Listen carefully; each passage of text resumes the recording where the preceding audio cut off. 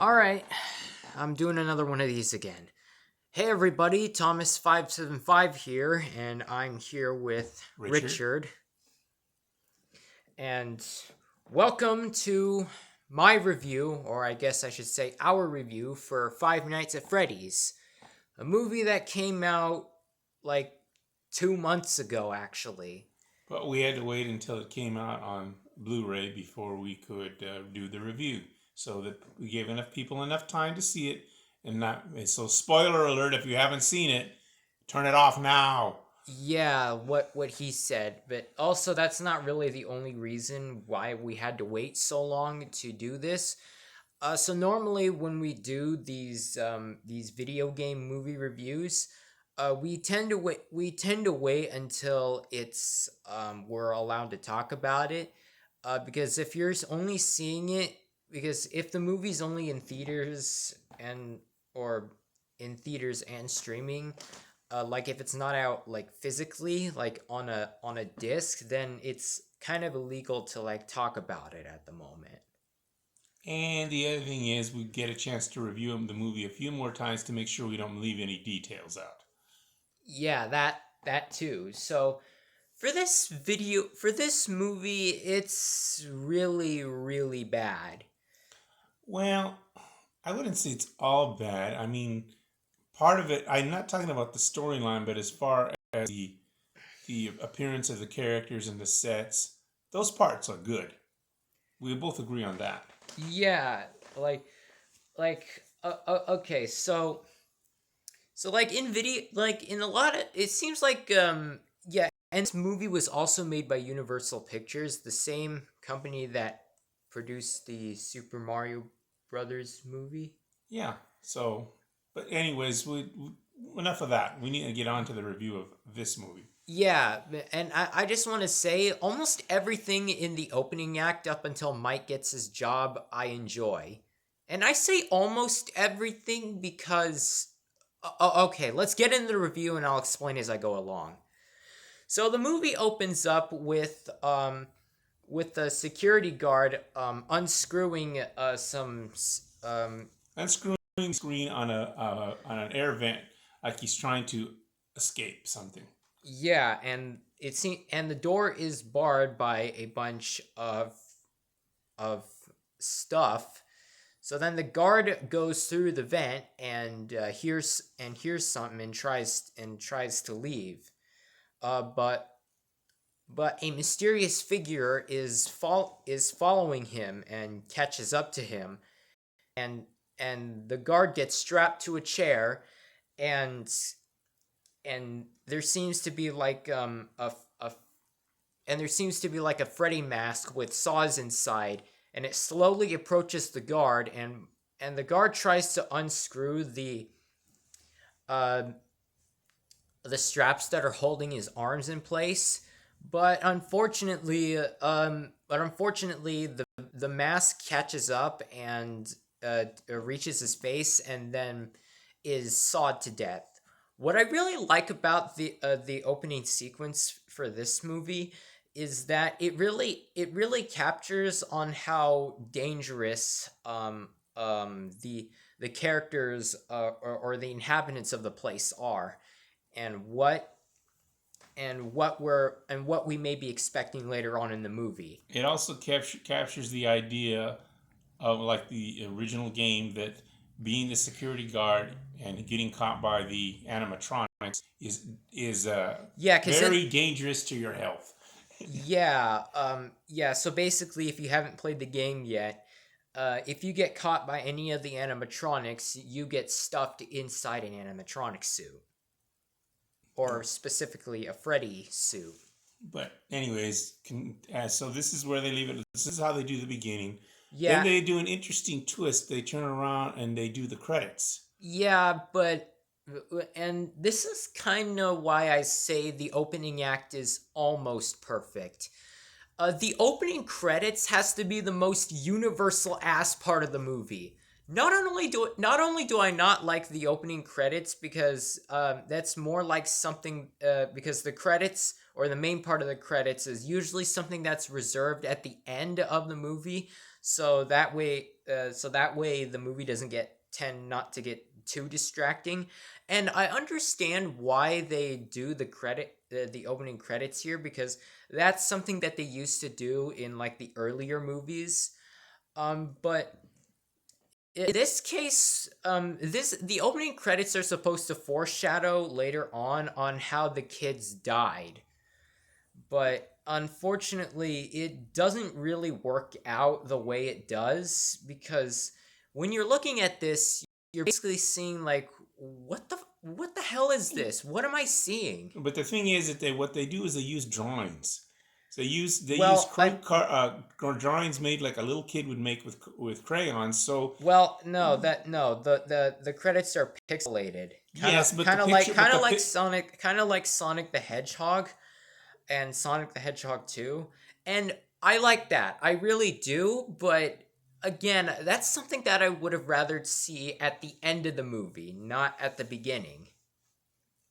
yes, but the pictures that are in the background and in crayon are kind of foreshadowing what's going to take place in the movie. If you pay attention to those kid pictures and not the actual credits with the names.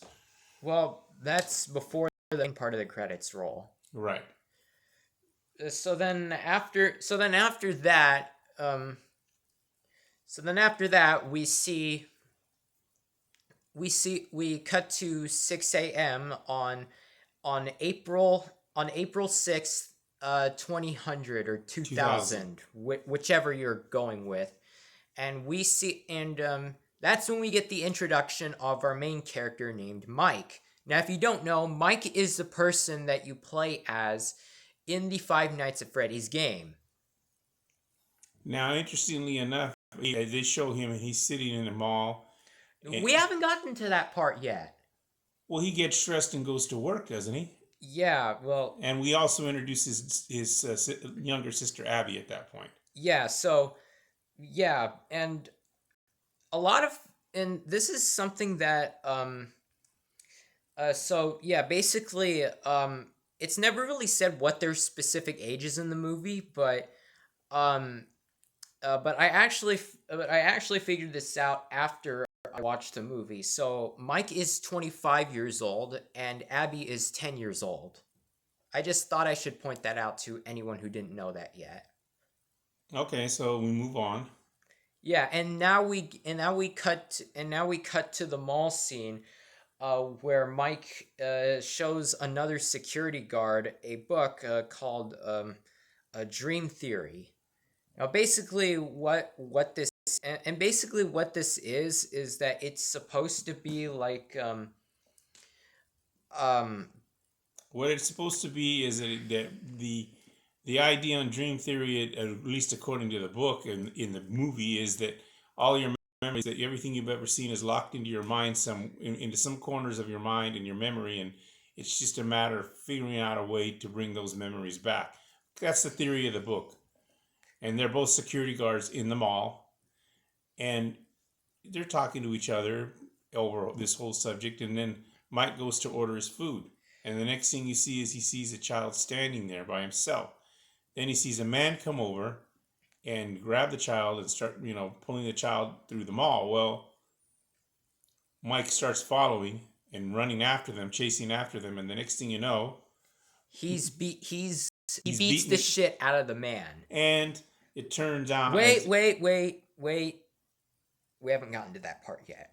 We don't know that yet. So, anyways, and then so later on we see Mike sit down and waiting, and is called to see a career counselor named Steve Raglan. And Steve reveals that the man that Mike beat up is actually the kid's father. So basically, Mike overreacted because he jumped to conclusions. He jumped to the conclusion that the kid was being kidnapped, and so he thought he was rescuing the kid, and all he was doing is beating the kid's father up because he didn't ask any questions. He just went straight for punching on him. Yeah, and this is one of the many scenes that I kind of hate in this movie. Like another one of the scenes that, like, while I understand why he does it, and why he does it, it's kind of explained later on in the movie on why he reacts like this.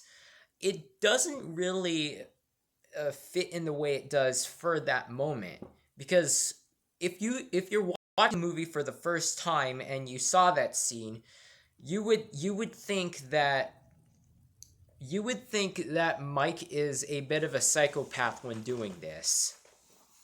Yes, that's true. I mean, I'm Kind not. of gives it kind of gives his character a bad name right off the bat.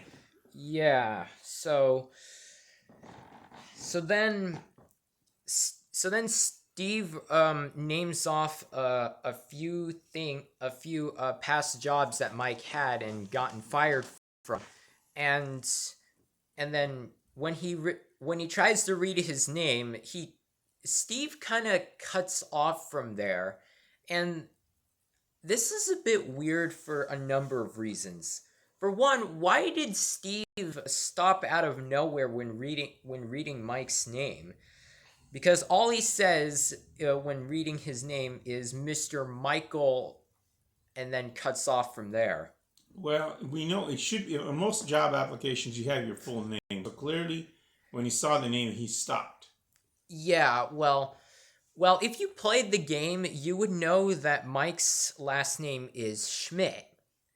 But here, it doesn't seem like Mike has a legitimate family name in his application, because Steve all of a sudden cut off from nowhere. Well, I don't think that's it. I think he recognized the name, but we agree to disagree on that one. I have one theory. Well, I have. Thomas 575 has another. Well, okay. Well, I kind of do have a couple of theories on what they were trying to do here. I think either maybe Mike has a bit of a record and is trying to like prevent like any further incidents going into his own name, and so is just refrain from using his family name, or maybe that the or maybe that the or maybe that his family name is actually like blurred out, like you can't exactly read it. Well, I agree. Like you and I don't agree on that, but the next thing you see is the guy offering him a night shift job. Yeah, because Mike's job options are extremely limited, and and um, and yeah. So basically, Steve explains that it's a security job, and that he and this is actually in a very important detail that kind of doesn't go well. So I'm just gonna do this now. So Steve says that he only has one thing to worry about, to watch the cameras and keep people out, and then Mike says that's two things. Um, and yeah, and basically the pay isn't great. So then Mike decides to leave, but before he leaves, Steve gives him something. Gives him like a card in case he has a change of heart, as Steve says. All right. So then the next thing we see Mike at Abby's school. Uh, Um, Oh no, actually we see Mike get home and there's a notice on the door. yeah, that's not until that you're getting your scenes mixed up. Yeah. What happens next is that Mike goes back to his house and sees a notice on his door, and walks in, and here's where we now here and here's one of the characters that I kind of that was kind of rare and maybe not like explained well, is Abby's caretaker, Max. The babysitter. Caretaker, babysitter, same thing. Okay. So then, yeah, what I now, while I do understand on why Max is there in the first place, um, and it doesn't seem like she doesn't really have to do anything, because Abby is just sitting in her room, and Well, you have to remember she's underage, so you can't leave her alone. I know. She's, according to what you said, she's 10. Yes, I know what I said. So then, so then, so then Mike, tries to get Abby to come to the to eat, to get some food. But then afterward, but then Abby says that she's not hungry, and Mike tells her that he's okay and just would want her to cooperate. So then when Mike tries to get Abby off the table, he basically gives up and then tells her to do whatever she wants to, do. And then he tells her one more thing. He says, just remember the people that don't eat are the ones that don't grow tall enough to go on the roller coaster rides. And he closes the door.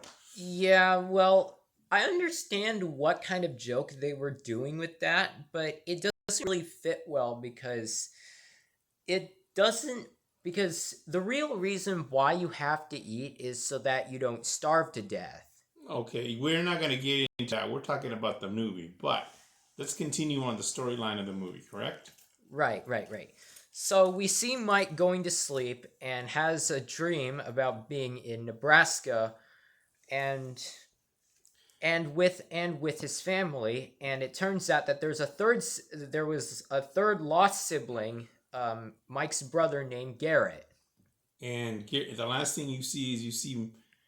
So basically, what happens throughout the scene is that Mike's parents tell Mike that he has to watch over Garrett, and Mike sees that Garrett is nowhere to be seen. So then Mike starts running and sees Garrett in the back of a car. And the car drives away.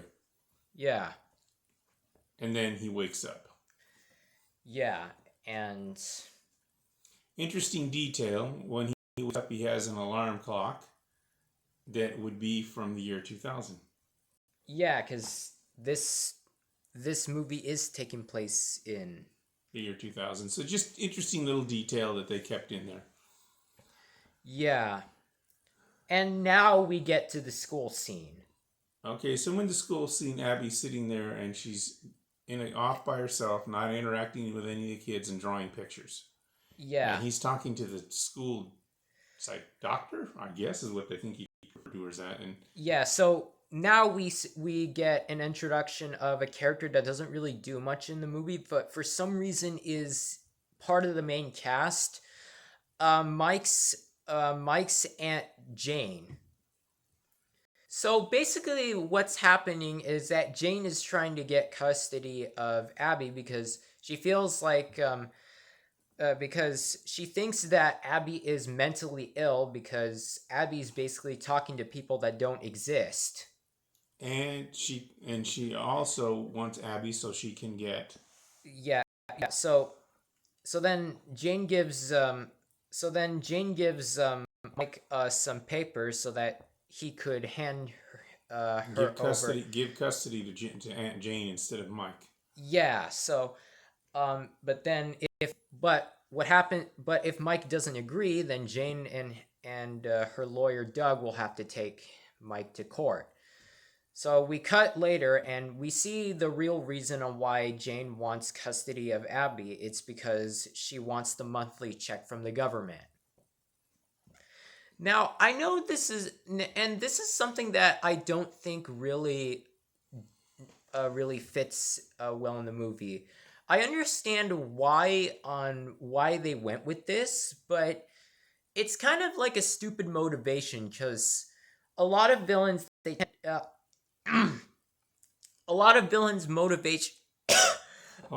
motivation is money, greed. Okay, yeah, exactly, and that's what they portrayed the aunt as being greedy. Yeah, they made Jane's character to be this greedy bitch. So that's what you see going on next. So then Mike has to explain that Jane's right and that he's not the right person to be taking care of Abby, but then he realizes, but then he's told that that a lot of the drawings that Abby draws, he's in, and is told that they should probably, that if he has a chance to win the case against Jane, that he'll first need to get a job. So later on, we see Mike call Steve back up and asks if the security job is still available, in which Steve says that it is. So then he goes and he takes the job over there in Freddy Fazbear's. Am I saying it right? Yeah. Pizzeria, which is an abandoned pizzeria, and he goes in. He sits down. He watches a security video that shows Yeah, but your first chance to really see the animatronics on a videotape. yeah, and basically it's revealed that Steve is actually the person that's speaking on the phone. Because in the game we don't really know who exactly is speaking to Mike on the phone, but it's revealed in this movie that it's actually Steve. And I like that detail. Except it's not really exactly the same as it is in the game, but it's kind of something that I accept as a concept. So he goes and he does his first night on the job. Yes. And he does his usual. Well, yeah, so he takes a look around the place and sees the animatronics. And once he was done exploring, he falls asleep, because of, because nothing's happening. So he dreams about the same dream he had in back at In the beginning, his brother was taken. yeah, but this time it's a bit different. Instead, five children pop up behind Mike, and Mike notices this and asks if If they knew what happened to his brother, and at that point, the kids run away. right. And Mike tries to chase down one of them, but he ends up tripping, which wakes him up. And when he wakes up, he realizes that it's 6 a.m. So it's time for him to go home. Yes. So he goes home, and the person taking care of Abby is there. Max. And Max leaves, and he goes and gets Abby up so she can get her up going, because he's got something to do. I don't remember what it was. Am I in the wrong scene? Um. Uh. uh, uh oh my god. So yeah. So now. Okay. So now we jump to the Sparky's diner, and we see Jane, Doug, and Max all there, and Max's brother Jeff. And, yeah, exactly. They're all there, and they're all talking about. Yeah, so basically, it turns out that Max is actually working with Jane in order to get money. Well, and she's trying to find something bad on Mike so that Aunt Jane can win custody in court. She's looking for him doing something bad, and of course, Max comes up with nothing. Yes. So they talk, and finally they turn around and decide that, well, he's a security guard, so why not make him lose his job so when he goes to court he has no job? So they decide to go and trash trash the place. Exactly. So basically they want to destroy the place, so that way it would look bad on Mike's reputation, and since Mike is the only guard there, it wouldn't look good on his record. Right. So that becomes their plan on how to try to make him lose his job. So the next thing you see is that you see them all there. Okay, so we see Mike return return back for a second night, and he does the same thing. Well, no, not yet. Before he does go there, he takes the Nebraska poster he has on the ceiling, and the tape that he had with him to to the place, right? Right, and then he goes and he does his. Yeah, but and before that, he notices that Abby has his security uniform on, and um and um and Abby says that she wants to come with Mike, which she obviously can't do. Right. So then when Mike tries to get his uniform off of Abby, He ends up carrying her, getting it back by carrying her room, putting her in a room, and then telling Max he's going to work. yeah, yeah, yeah, but Max does see this happen, but from Max's perspective, it kind of looks like that Mike is assaulting his sister. So why not? So why doesn't? So something that kind of bothers me in this scene is that is that they never is that Max never really uses this as I think Max, in a way, she liked Mike, but it's kind of hard to tell. And the only reason I say that is because in an earlier scene, when Mike came home, she was looking at wedding rings on one of those well channels where they sell things, and he goes, "I wish somebody would buy me a ring." So I well think she was trying to hint to Mike she liked him, but Mike didn't say anything. He Yeah, actually I didn't don't hear. think that's what I'm.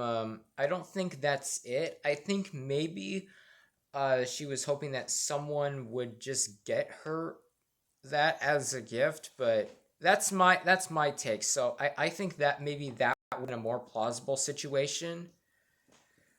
Well, in any case, he leaves and he puts Abby in her room and he goes back to the job for his second night. So yeah, and then we see everything that. So then he falls asleep again. So yeah, Mike falls asleep again and has the same dream as before. Everything that happened the first two times happens again, and he sees the kids again. And this time he asks for if they knew who took his brother. Yeah, And the kids run away, but they draw a yeah. Well, rabbit. no. That was the no. So yeah, the kids run away again, and Mike catches up to one of them, but the kid cuts Mike on his arm, which wakes him up. And interestingly enough, when he wakes up, he has a cut on his arm. So then when he wakes up, everything starts to like bug out on him. And And all of a there's and sudden, so and something and I didn't notice, and something that really got me is that something that I didn't notice the first time I watched the movie was what the is what the animatronics are saying as they're singing, which is supposed to hint at the fact that the ghosts, that the kids are actually the animatronics. But we don't really know that yet, so that's just a detail that I happen to notice. well, at that point, also wakes him is he hears a buzzing at the door, and it turns out they introduce the Yeah, police officer. yeah. So we introduce another one of the movie exclusive characters, a police officer named Vanessa Shelley. Now, remember this name because this is going to be important because this is going to come up really important as we're going. So basically what Vanessa's whole thing in the movie is basically she's supposed to be a guide for the guards that are working there. Yeah, and she knows a lot about the place. Yeah, so then Vanessa notices the cut on Mike's arm and goes because she knows where the medical supplies are. Right, and she goes and helps him bandage up his cut arm. Yeah.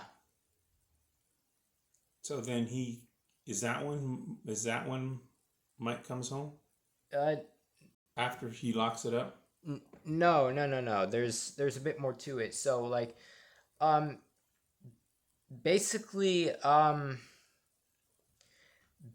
what happens next is that um.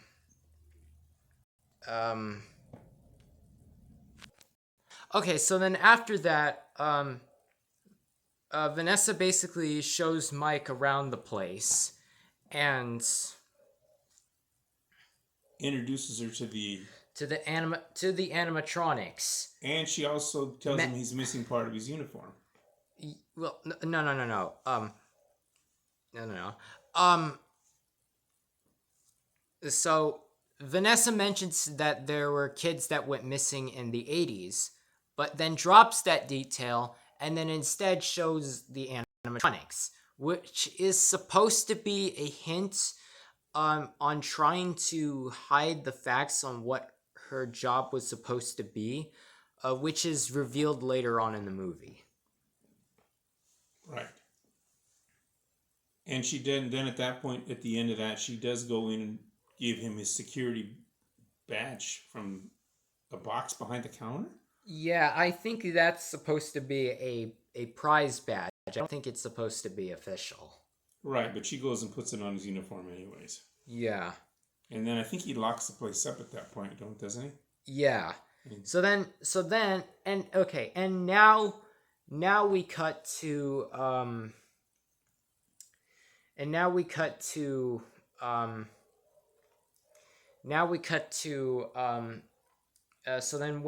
so then Jeff notices that Mike is leaving and calls up Max, and it's time to trash the pizzeria. Yes. So they break in and they start trashing the place. Yeah. And all of a sudden, one of the so they're trashing the place. Yes. Yeah. Okay. So. Okay. So Max brings two others into the play named Hank and Carl. And so Jeff, Hank, and Carl go into separate parts of the building and start wrecking everything. Until one of the three, Carl, hears a strange noise and opens a fridge, which reveals to be a cupcake thing. Yeah, the cupcake looks like a little cupcake robot with a candle on top. Yes. And then Carl hears a noise come from behind him, and then notices that nothing's there, and looks back to the freezer, which the cupcake was in, by the way, and we see one of the animatronics, and the cupcake thing goes and attacks him. Yeah, and saws Carl's face, and at this point, and then Hank hears Carl scream, so then he goes to look, and then the animatronic looks, and then Hank runs and hides in a closet. But then Jeff notices Hank on the cameras in the security room, and goes to look for him. Yeah, and that's when Hank is in a closet, and he's trying to turn the light on. And when he turns the light on, there's another one of the animatronics who proceeds to kill him. Yes. So then when Jeff is calling out for Hank, the door opens, and the animatronic pops out, and Jeff hides in the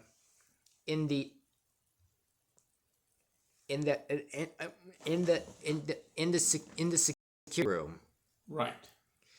and flips on to the monitors and sees that and then sees the two animatronics that were there and proceeds to put the cupcake thing in the vent.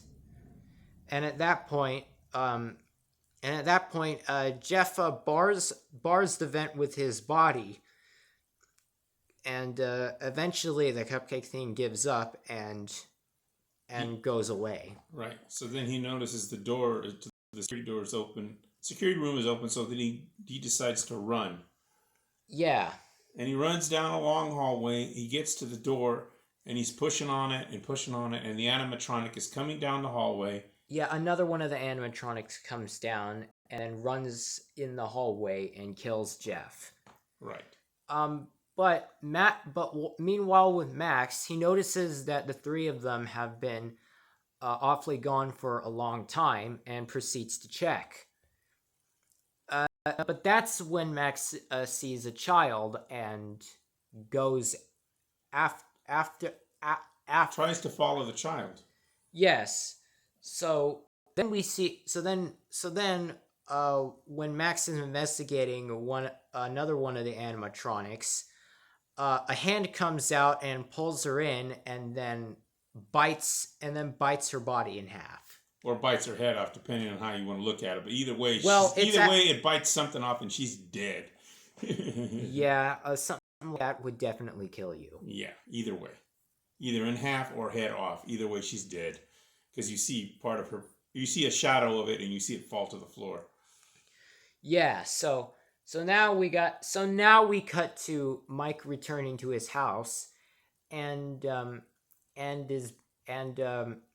shows Abby a badge that he got from the place, but Abby want it, so he puts it in a drawer and then walks away. But then Abby gets the idea to look inside the drawer and notices the papers that Mike had, in which that would give custody to of Jane. Yeah. To the aunt. Jane. Yes. So she gets upset with Mike and takes off. But Mike doesn't want to, get rid of Abby. And that's when Mike gets a knock at his door, in which the police officer. Yeah, Vanessa comes in, and basically she informs Mike that someone broke into the place and that while investigating she found a bottle of sleeping pills. So then Mike wants Vanessa wants to explain everything to Vanessa, in which he does. So it turns out when he's sleeping at the place, he feels closer to Garrett, and so what he wants to know is the identity of the person that took him. Exactly, and that's what he's been trying to get the children to tell him. Yes, in the dreams, but he had no luck. So at this point, Vanessa throws away his sleeping pills and tells him no more sleeping pills. Yeah. Well, it's more like no more sleeping on the job. That too. Okay. So when we go back to then on the third night, Mike tries calling Max, but unfortunately he doesn't get an answer. And Max is who's the one that stays with Abby. Yeah. Well, watches over Abby while Mike is gone. Watches over Abby at night while he's gone. So he's forced to take her with him to his job. Yes. So then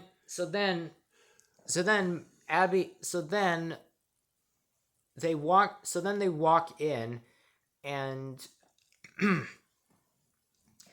okay, so then they walk in, and basically Abby falls asleep while Mike tries to clean up the place because everything had been trashed. Yes. So then he goes and investigates a closet to get something and notices that there's a blood stain on the glass. And this is something that I didn't point out the first time, but there's actually a statue, a a a creepy statue that's supposed to be like a joke. This happens earlier in the movie when Mike is getting his security uniform, but we were too busy talking about what was happening in that moment that we just skipped over that detail. And basically, what this statue is that it's supposed to be like a running joke that isn't supposed to be funny in any way. Um, it's kind of like it's kind of like They're trying to do a jump scare with it. Is what they're trying to do. yeah, but it's not scary or funny in any way. It's more like annoying. So, anyways, he sees it for the second time while he's in the janitor's closet getting the supplies, and he goes and he cleans the place up. All the broken glass, puts everything, straightens everything out. Yes. Well, Abby's asleep. Yes. So then Mike falls asleep again and then wakes up, or no, sorry, and then sees that none of the other ghost kids are there except for or none of the other kids are there except for one. And so Mike decides to make a deal that if the kids can tell him who took his brother, that that he would give them anything in return. So then that's when Mike hears Abby screaming, but then the kid disappears, and Mike wakes up and goes to Abby, who earlier woke up before him, and tried to wake up Mike to try and tell him where she was going, but she didn't succeed in waking him up. So then he hears her screams. He goes and runs. Yeah, and he thinks she's being murdered by the animatronics. But so then Mike grabs a chair and tries to attack one of them.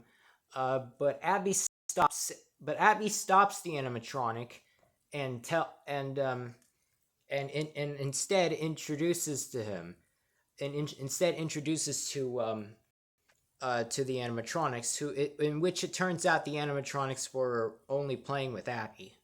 Right. So then it turns out the names of the animatronics are Freddy, Bonnie, Foxy, and Chica. Right. So then she proceeds to. Yeah, but and Micah is kind of weirded out by this because that's normally not supposed to happen.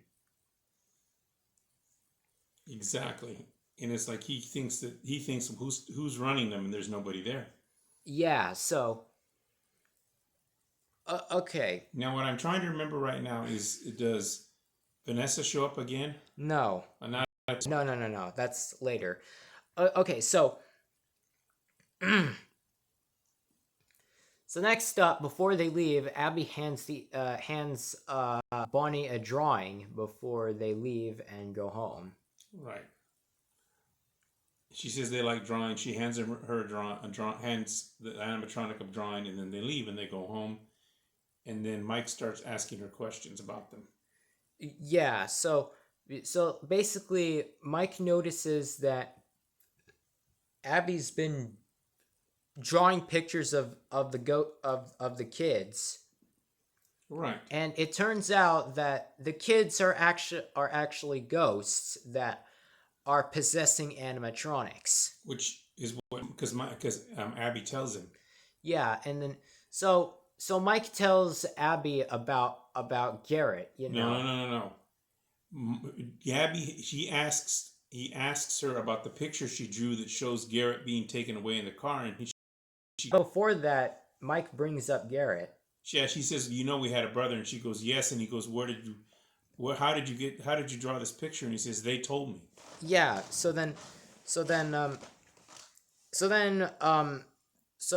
but unfortunately, I don't know anything about who took Garrett. All they know is they all talk about a yellow rabbit. Right, and he asks her to ask the animatronics if they know who it was.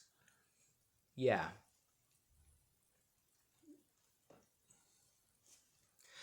Okay.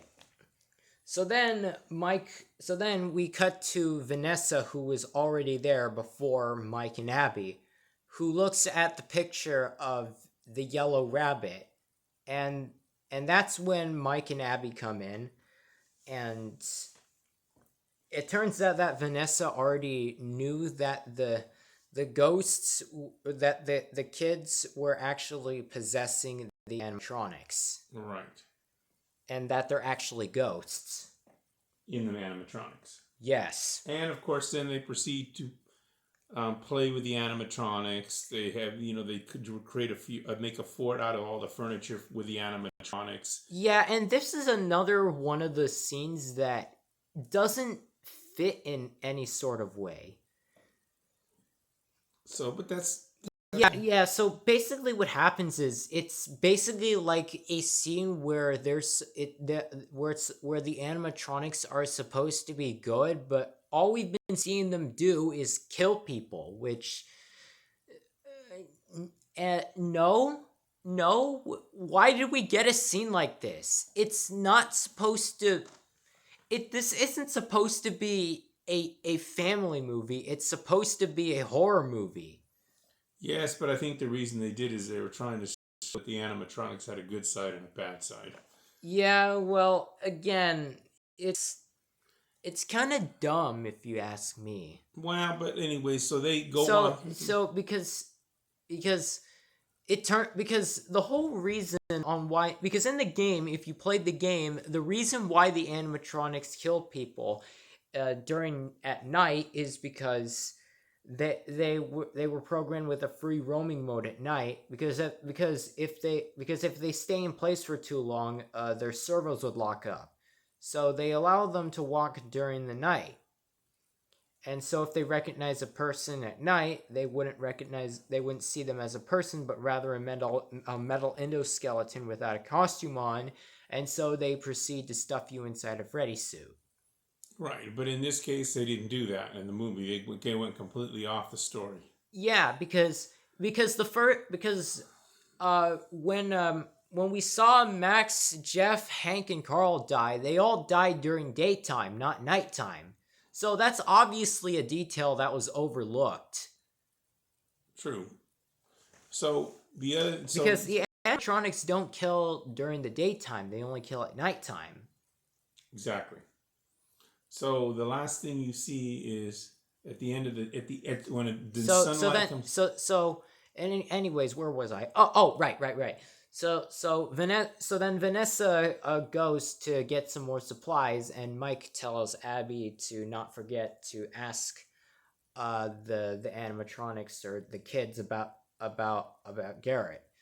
So Vanessa and Mike go to the back room, and Mike notices a suit and tries to touch it, but Vanessa tells him not to do that because the animatronics have spring locks, and basically what the spring locks do is they allow a person to fit inside the suit, but they're highly unstable as she proceeds to poke the suit in which the spring locks react.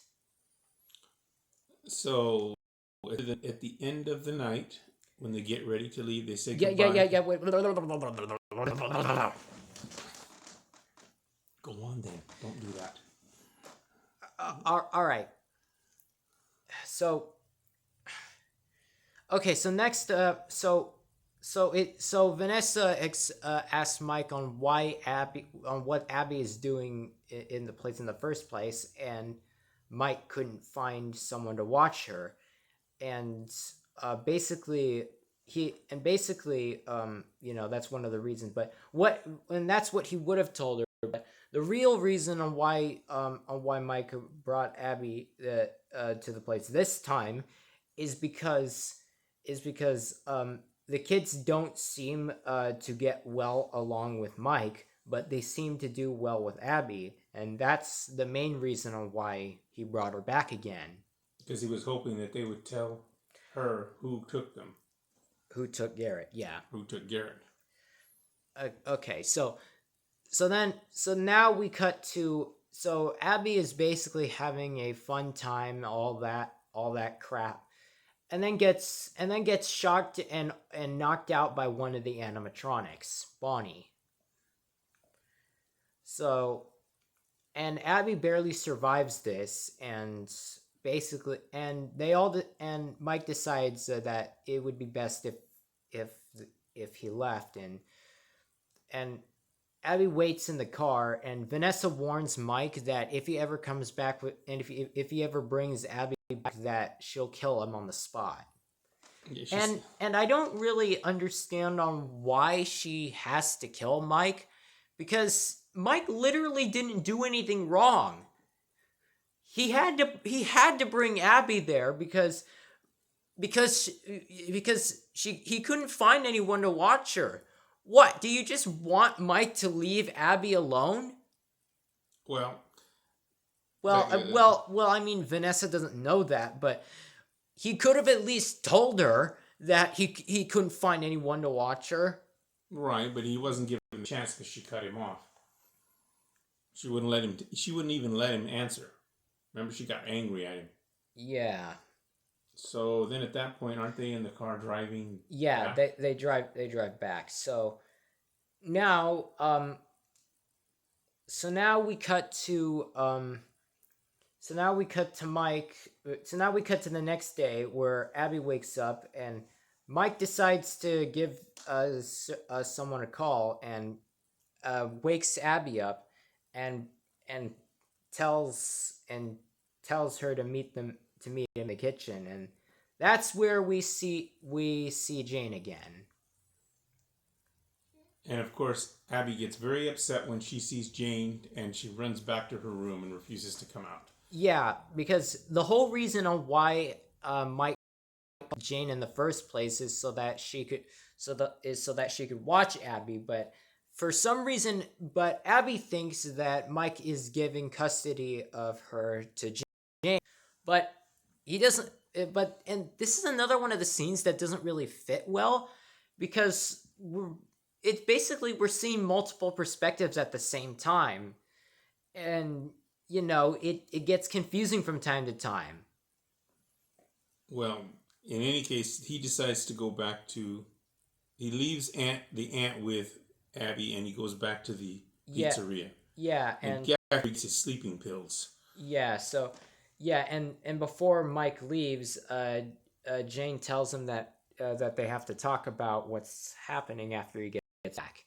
So right before he goes back, he gets more sleeping pills, and by being an asshole. And then he goes and he does the same thing again, trying to communicate with the kids. Yes. So, but this time he goes back to the place during daytime, not nighttime. Right. So we're not exactly at the fifth night yet. But when Mike falls asleep, he notices things happen differently this time. Instead, he sees he sees his family together. He sees Garrett there with him, and everything's fine, and Garrett isn't taken away, and he says this isn't right. And then the kids show up. Yeah, and okay, I'm about to go into full rant here. So I'll do it for you. So basically, what ends up happening is the kids say, "This could be the dream you have every night if you give us what we want." And at first, Mike agrees, and he says, "I'll give you anything." And they said, "This is the dream." And then he says, "No." And they say, "No, we want Abby." And he says, "No, I take it back." And then they start to attack him in the dream. Yeah, but they didn't really hold up their own end of the deal either, because the whole compromise of the deal with the ghost kids is so that they could reveal the man who killed Garrett or took away Garrett. Instead they offer him a fantasy dream. Yeah, but neither of them held up their own end. But neither of them had held up their own end of the bargain in the first place, because the whole reason on why Mike made a deal with the kids in the first place is so that they would reveal the identity of the man who took Garrett away. Right. But instead, but instead they completely go against him and assume that Mike wants to change what happened, which is basically what Mike tells Vanessa earlier in the movie. But I mean, it's not what Mike wanted. He never wanted that. He never wanted that information from the. He never wanted to have. He never wanted to have a time change dream or anything like that. He just wanted to know the man who took Garrett. So the kids didn't keep up their end of the bargain. And Mike didn't either, because at first he says that he'll want this because he would finally see his brother and dream like that, but he changes his mind because and it wouldn't matter anyway because the kids didn't hold their end of the deal. And I get why the kids don't want Mike, and I get why the kids don't reveal the identity of the killer. It's because the killer is the one who influences them, and the kids are on the killer's side. But I mean, come on, you got to give them a better reason than that.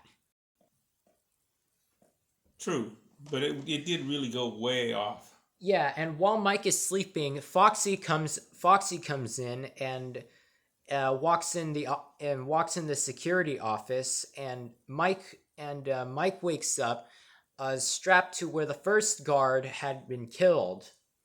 And they got the same thing trying to eat his face off, or chew his face off, or destroy his face. Saw his face. Saw his face off, and he manages to escape at the very last second. Yeah, and basically while he was okay, and this is something I didn't point out earlier, but how exactly do Mike's injuries in his dream carry on to the real world? Like, that's another thing that doesn't make any sense. It's was he resisting when, like, the first time? I guess maybe the reason that maybe he got cut somewhere while he was sleeping. Maybe he was moving in his sleeping, but I think maybe the reason, maybe he could feel that he was being carried, and like, was Foxy cutting him as he was being carried down down to to the room? Like, I don't really understand the whole dream injury into the real world thing. Like, yeah, it doesn't make a whole lot of sense either. Yeah, because I understand that dreams can become real if you think hard enough, but in the context of this movie, it doesn't really make any sense. It doesn't really make any sense. It really doesn't fit. Yeah, and I get on why they do it. It's because it's supposed to make the movie scarier, but in this sense, it doesn't really it's never really explained hard enough. Like, it's never revealed on why Mike gets these injuries. No, and it should have been, but that's another one of those details that they left out. Yeah. So we move on to his escaping from the. Yeah, so he tries to escape and is confronted by Foxy, who starts running down the hall to kill Mike, and then Mike is killed off by Foxy. No, he's not killed off by Foxy. He escapes at the last instant because he wakes up with. Okay, then fine, you explain it. Okay, so okay. Richard is right here. Mike doesn't die in this scene, but we assume that Mike dies. But at that point, we don't really know that yet. So then we cut back to Jane and Abby, and basically Abby is hiding in her room, and Jane sits down and watches a television thing, and that's where we get a little bit of confusion here. See, we get introduced to yet another animatronic, Golden Freddy. Now, what I like about Golden Freddy's appearance in this movie, is because they don't leave any stuff from the game, unlike a certain other movie this year that didn't do. Stick to the movie. Okay. Now as I was saying, and Golden Freddy can be extremely dangerous if you while you're not moving, because in the game, if you just let, because Golden Freddy doesn't appears very rarely, and basically in order to avoid Golden Freddy, you have to flip your monitor up and down to make it go away. Otherwise, it kills you. So now, what happens in this scene is that Golden Freddy actually kills Jane. And then Yeah, and then one of the ghost kids comes and tells Abby that it's time to head back. But something kind of bothers me about. Now, while I like Golden Freddy's appearance in this movie, it actually brings up a lot of confusion. Because who is controlling Golden Freddy? It can't be any of the ghost kids, because they're all still back at the place, and it's not the killer, because he shows up later in the movie. another unexplained thing, just like his injuries. Like, is it Garrett? Is Garrett controlling Golden Freddy? That's unexplained. Yeah, it's like I feel like it should have been explained a bit more, accurately, or make it sense or something like that.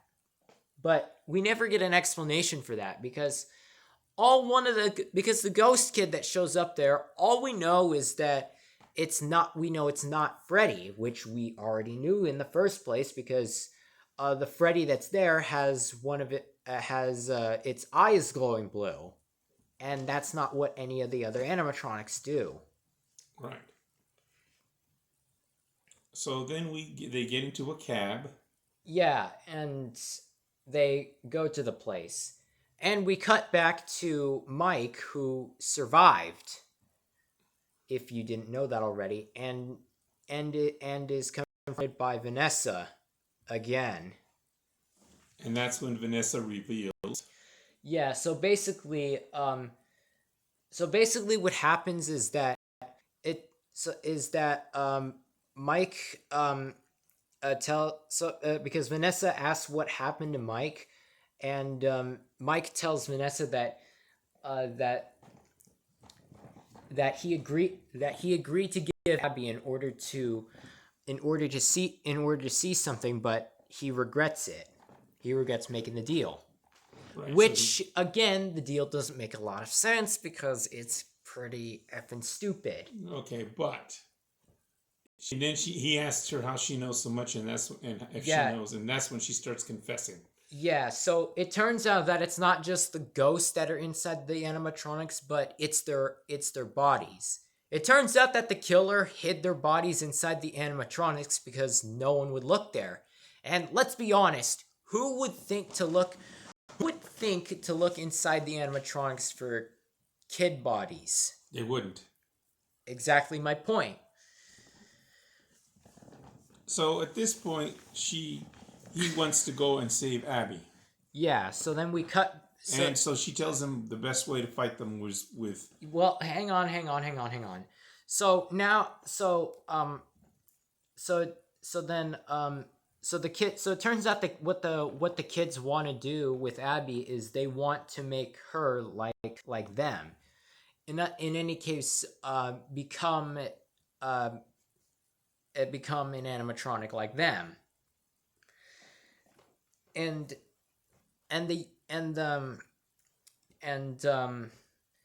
it turns out that the yellow rabbit that was mentioned before is the thing that controls them or influences them. Right. And the killer, or the man, is revealed to be William Afton, Vanessa's father. Now, there's a few problems that I have with this. Because, okay, so for one, if William is supposed to be Vanessa's father, then why do they have different family names? I don't know. That's not explained in the movie. Yeah, exactly. Like, if you're gonna make, like, It would have made more sense if William's family name was also Shelley, or if maybe Shelley was an alias that Vanessa took, or like if Vanessa Shelley was just an alias, but it's never explained. No, it's never explained in the movie. Also, when she reveals all this, she also reveals that she cannot help him because she's like she cannot go up against her father. She's too afraid of him. Well, no, it's because that the kids would be expecting her there. Well, either way, she doesn't want to help him. She'll tell him what to do, but she won't go and help him. Yeah, so then we cut to Abby, who's taken by Chica into the back room, and we see Mike enter the place through the vent, because through a vent outside outside the building, because the animatronics would expect Mike to go through the front door. So Mike gets through and shocks Freddy and Bonnie, and both of them fall down. And then he hears Abby screaming. Yeah, and Freddy alerts Chica on what happened, and this causes Chica to hurry up the process. So then Mike arrives just in time and shocks Chica in the eye, and then Chica falls down. And then Mike tells Abby that he wouldn't let anything happen to her, and that he regrets making all the mistakes that he made. But they have to get out. But that's when the cupcake thing, which is a son of a bitch, by the way. Anyways, that's when he gets attacked by the cupcake thing. He tells Abby to go hide. Yeah, and that's when Foxy comes out and tries to find Abby. But back with Mike, he shocks the cupcake. He shocks the cupcake thing, and basically, it stops, like the other animatronics, and walks out. And Abby is still hiding from Foxy, but Abby quietly moves to a nearby ball pit. But Foxy notices that the ball pit was slightly moving, and goes to look, and cutting back to Mike, because we keep cutting back between the two siblings multiple times. We finally see the yellow rabbit. And okay, this is going to be another big rant of mine. So we see the yellow rabbit, and Mike tries to tase it, but it doesn't work for some reason. And the yellow rabbit pushes Mike back, and Abby and Foxy gets back with Abby. Foxy gets tased by Vanessa, who then pulls Abby out of the ball pit. And the thing that's pretty freaking stupid about this scene is that how did Vanessa get into the building in the first place? Are you telling me that she went through the same way that Mike did, or that she went about unnoticed? I mean, okay, sure, would have liked to see that, but whatever. Another reason why I think this is stupid is because afterward we see the reveal of Mike's full name, which is Michael Schmidt, but which is said by the Yellow Rabbit. But we don't really but no one knew what Mike's last name was. And because Steve didn't know, no one else knew. Because when Steve was writing his looking at his profile, he didn't say last name because he didn't know. In any case, we get on to the yellow rabbit is kicking the you-know-what out of... Yeah, so then Mike. Yeah, so then he reveals that he's the one that killed Garrett. And he says it's poetic justice, now I get to kill the brother. Yeah. So then Vanessa comes and tells him that that he needs to stop. Yeah, and and calls it Dad. And that's when the yellow rabbit takes the mask off and reveals to be, William Afton, which was said earlier in the movie. Right. So at this point, she tells her you only have 2 jobs. Yeah, which is supposed to be a callback to what we talked about earlier, which Actually says no, you have 1 job, and then she says no, that's 2. But no. Okay, but it's kind of different because Steve says that you only have to worry about one thing, while William says that you only had 1 job. But I mean, come on, but then he says everything is Vanessa's fault, and no, Vanessa wasn't even the one to take out all of the animatronics. And okay, I get why William blames Vanessa. It's because he sees Vanessa as the reason on why everything got ruined. But come on, you gotta give him a better reason than that. In any case, she shoots him.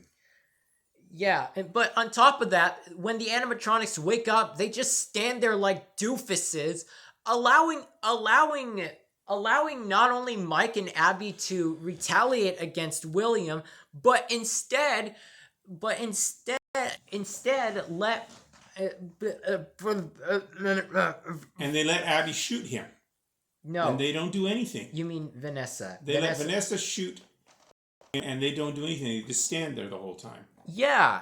So okay. Okay. So then when Abby tries, when William is choking Vanessa, he notices that Abby runs past him, and Vanessa stops William and then stabs her stomach, which kills her. But not really, because at the end of the movie, they let Vanessa live. Okay, come on. If this is supposed to be a horror movie, why not just... I feel like maybe just one of the main characters should live. Not multiple of the... Not multiple characters living with only having one died, and that was the evil ant. Well, actually, no. They did kill the ones that trespassed and the first security guard. So they did kill off some people. Yeah. But he's talking about the main characters. They all lived. Well, 3 of them lived. Okay. Right. Okay. So then Abby puts up a drawing of what really happened, because Mike told Abby that the yellow rabbit was responsible for hurting or killing the kids. So then Abby draws up what really happened and puts it up, and that's when the power cuts off, and Mike turns the power back on, and then that's when the kids start to remember what really happened. So then they retaliate against William, and William starts talking something that doesn't really make any sense, because William is speaking as to the kids themselves, but he says a lot of things that really bother me. For one, he says that he made the kids, but are you saying that he had multiple children and then just killed them? No, he's saying he made them into the animatronics. Well, yes, but he's speaking as if he's talking about the children themselves and not the animatronics. Yes, but he says, look at how small you are, how worthless you are. Because you are wretched, rotten little beasts. I made you. And see, the thing is that you're missing is that that's how he controlled them, by cutting their self-esteem before he killed them, so that he could control them when they go put the ghosts in the animatronics. Bodies in the animatronics. Okay, but their ghost spirits are in there too. Yes. So that's how he controlled them, by making them think that they had to follow his orders. So then when they realize the truth that he killed all of them, that's when they turn on him. Well, yeah, but... Okay, so then that's when the cupcake thing bites off the bites off part of the animatronic costume, which causes the spring locks to react and pierce through William's stomach, which starts slowly but painfully killing him off. But then he does something that doesn't make any sense. He puts on the animatronic head and says, "I always come back." Which is supposed to which I guess is supposed to be hinting at a fact that maybe there will be a sequel where William's ghost comes back and tries to influence the children to work for him again. Potentially. Yeah, but it doesn't really make any sense because for one thing, he's being killed off, and how would he be coming back if he dies? I don't know. So then the building starts to fall down, and Mike, Abby, and Vanessa escape. Yeah, but I mean, they all live. But okay, but honestly, I think it would have been a terrific opportunity for William to actually kill Abby and invoke Mike's ire. But no, not only does Abby nor Vanessa die in this movie, but like I said earlier, William blames Vanessa for the whole mess that he thinks that she created. Yeah, but he's the one that created it in the first place because he was the one going around killing kids. Yeah, so if anything, William created his own mess, not Vanessa. Yeah, but he doesn't want to take responsibility for what he did. Okay, well, moving on from that, I feel like, okay, so moving on from that,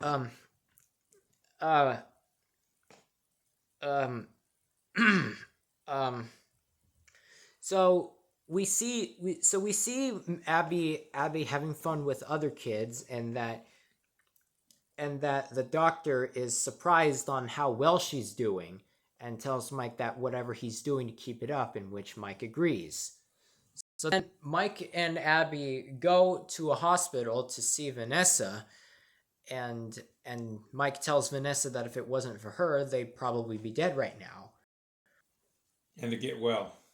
Yeah, and she should be dead? I mean, she is there on life support. So she was choked and then she got stabbed. So how is she not dead? Well, clearly she's not. Okay, let me ask you this. If the same thing happened to you, do you think you would live? It depends on how quickly you got somebody to the hospital when they get stabbed in the stomach. Generally speaking, it's about 20 minutes from what I remember, but I could be wrong. Depends if it hits any vital organs or if it's just hitting, the intestines. And if they get them to the hospital quick enough and they don't bleed to death, I guess they could, but I'm not a doctor. I just, from what I've seen on movies, that's what I've seen in movies. So I guess I got Vanessa to the hospital quick enough so she didn't die, but she's like in a coma because she's not responding, and she's on a breathing machine, and she's hooked up to a bunch of tubes. So is she going to live or die? Who knows? So back with Mike and Abby, they go ahead and eat and talk about on if they think they'll ever see the animatronics again, and which Mike says that maybe, but which is probably supposed to be another hint at a sequel, which would probably never happen. But the last thing you see is... Okay, so the last thing we see in the movie before we get to the credits is that we see William still alive and clearly in pain, and sees one of the ghost kids and tries to reach out to him to give him another chance, but the door closes, and that's how the movie ends, and we see the credits. And honestly, okay, so we get a mid-credits scene, and I just want to say how many times they repeat the statue jump scare in this movie. Once when Mike was getting his security uniform, once when Mike was trying to get supplies to a closet, or / investigating the closet, and then again during the mid-credits scene with the cab driver. it's such a non-joke, and there's not a single time it's funny. But they keep fucking doing it. Okay, well, they kept repeating a bad joke. Yeah, so if it wasn't funny the first time, it wouldn't be funny 2 more times. Well, they were reaching and it didn't work. Clearly it didn't. And here's something that I don't think a lot of people would know about. So if you watch during the end of credits, you would hear a distorted, glitchy voice saying letters that spell that if you hear it hard enough, you would hear it spell out "Come find me," which again is supposed to be another hint to a sequel, which again will probably not happen because of how awful this movie was. Well, they didn't stick to the storyline. Yeah, so now to give our final thoughts on the movie. I would rate this movie a 2 out of 10 because not only did it not stick to the original story of the game, there were several bad parts of the movie, several non-jokes and jump scares that weren't performed in a scary/funny way, and there were moments that didn't really fit with me. In fact, I think this movie is worse than the Super Mario Brothers movie, and that movie is also a Universal Pictures movie, but I would say that the Super Mario Brothers movie is slightly better than this movie because I gave the Super Mario Brothers movie a 3 out of 10. So and hell they even got the creator of the Five Nights at Freddy's game into this. So congratulations, Scott. You managed to outdo Nintendo. You've made a shittier movie than they've ever done. Well, I give it a 3 out of 10. And the only reason I give it that is because I have to admit the design of the robots, the design of the pizzeria, and even sticking to all the things that were in the movie as far as time period being the year 2000 were correct. So that was about the only thing they really stuck to, is keeping all the cars, all the furniture, everything in there was all period correct. That's the one thing they did right. And the design of the animatronics was correct. And the pizzeria was correct. But as far as sticking to the storyline of what the original video game, they were way off. They didn't even come, they went way off in a completely different direction. That wasn't even part of the video games. They didn't even include the night mode and they didn't include all the other stuff. So there's a lot of things left out that were in the video games. So I only give it 3 out of 10. And like I said, that's only because of appearance and keeping period correct as far as the time frame that they put the movie in. Yeah.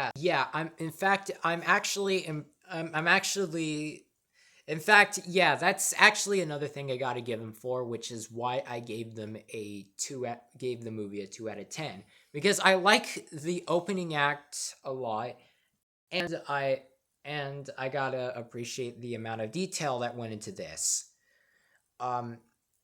because they were very precise when it came to this to the movie. So that's why I gave it a 2 out of 10. So yeah, some of the stuff that I liked, I still like to this day. Some of the stuff that bothered me even more, and yeah, that's basically about it. And here's to hoping that next year, if we get any video game movies next year, that they won't make the same mistakes as this movie did and the other movie earlier this year did. And more importantly, let's hope they stick closer to the storyline that is in the video game that they're going to do. If there is a video game movie, that they follow the storyline of the video game. And a perfect example would be Uncharted. They actually followed the storyline. So maybe they could do that. Because the game takes place before the games, or the movie takes place before the games. Yeah, but in the case of Uncharted, they stuck to it. Yes. So we would hope in the next one they would learn and do it that way. Yeah, so in any case, that's going to be it for our review for this movie. So yeah, anything else before we end it off? No, just subscribe to us if you like our reviews, and Follow us. That's the same thing. Subscribe and follow are the same thing. Well, but don't just subscribe, but look at our videos too. Yeah, so yeah, it'll probably be a long time before we do another one of these because we don't know when the next video game movie will be. So until next time, this is Thomas575 and This is Richard, and you will see us the next time we see an announcement for a video game movie when it does come out. But right now, we don't have any. yeah, so Until then, bye. bye.